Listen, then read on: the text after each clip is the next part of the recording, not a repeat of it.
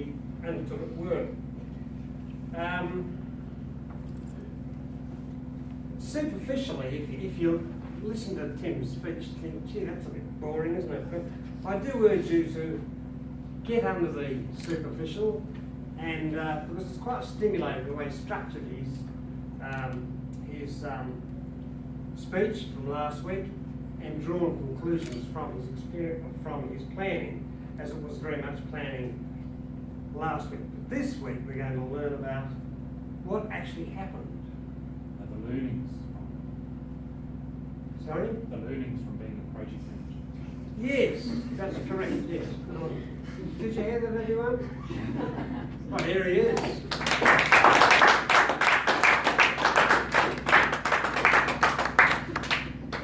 Yeah, tall man, isn't he? Thank you, Frank. That was a little bit cringe-worthy, but I got the last one. Some say that the 5 main traits of being a project manager are as follows. First, effective communication. Second, strong organisation. Third, being optimistic. 4, being enthusiastic. And the last one, 5th, leading by example. So, after reading my brief for this particular exercise, it was a little bit cringe-worthy for me because I had to assemble a team. And for me, I prefer more of the individualistic style. So it was moving my needle forward, getting out of my comfort zone and recruiting some team members. Now, one of the things that I needed to do with my team members was complete a project that was up to discussion. My team members that I recruited took some blind faith, because I never told them what we were going to do. I let us decide what we were going to do. So I was very considerate of my team members' time constraints, budget, travel times, and geolocations, and family commitments. So we ended up deciding that we could only really do stuff at night time, and therefore that restricted on what we could actually achieve or do. One was to do review a popular public speaker, and the second one was to build something. And seeing as weekends were out of the question, we decided to review a popular public speaker, which I will report to you at a later date when I get a table topic spot. So, being an effective communicator means that you needed to be open to all sorts of technology, so whether it's email, on the phone, or even face-to-face.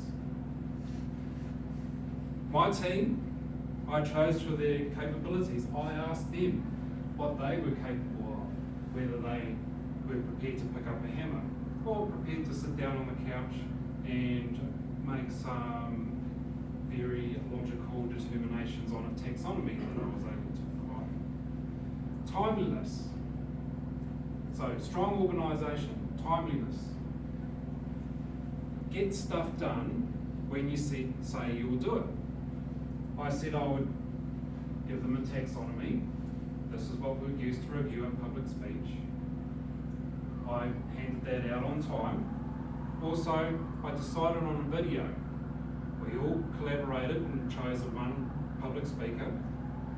And so it was my task to review his videos and decide which one we would review.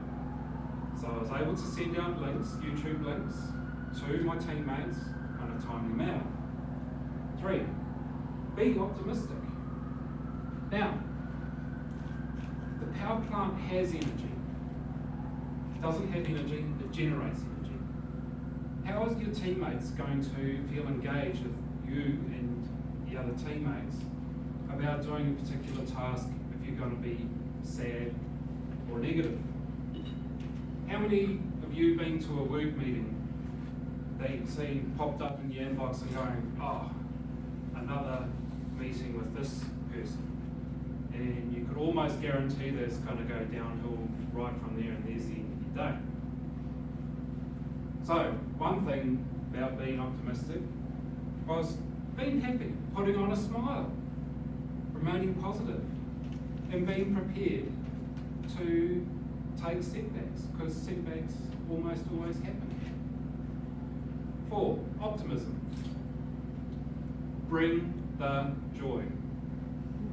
You might as well not do anything if you're not going to bring the joy, so be happy. I was happy about it. I was happy to have my friends round, happy to have them as my teammates. So I hosted them, I offered them drinks. We had a little bit of informal chit chat before and after the meeting. I even showed off my toys to them, which also, just to blow up a little bit of steam, that's what it gets, and it also plays a role in effective communication and getting to know your team members. So, 5, lead by example. Don't criticise others, or I should say, clean your room before you criticise others. In other words, if you don't expect them to do a good job, don't do a good job yourself. Or I should say, if you don't do a good job, you don't expect them to do a good job.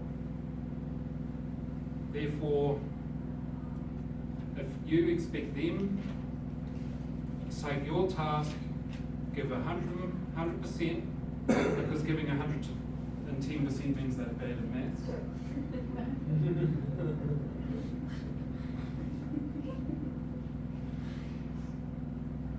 Then they will commit. If they're unsure what you're asking them, use your emotional intelligence. Hey, so-and-so is not taking this on board. What do I need to do? What cues has that person given me to tell me that that person does not understand what I'm talking about? Do they look down? Do they put their head to the side and go, yeah, well, maybe? Provide some examples if you think that they're not sure. Ask them directly, are you sure? They'll either say yes or no. It's part of being honest.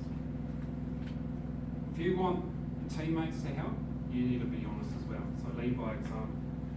So in conclusion, 5 traits. Some say the 5 general traits of being a good project manager is effective communication, strong organisation, being optimistic, remain enthusiastic, and 5, lead by example. Thank you very much.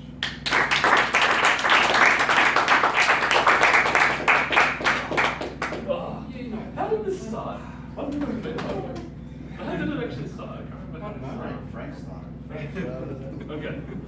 I was thinking about it last time. I can't remember.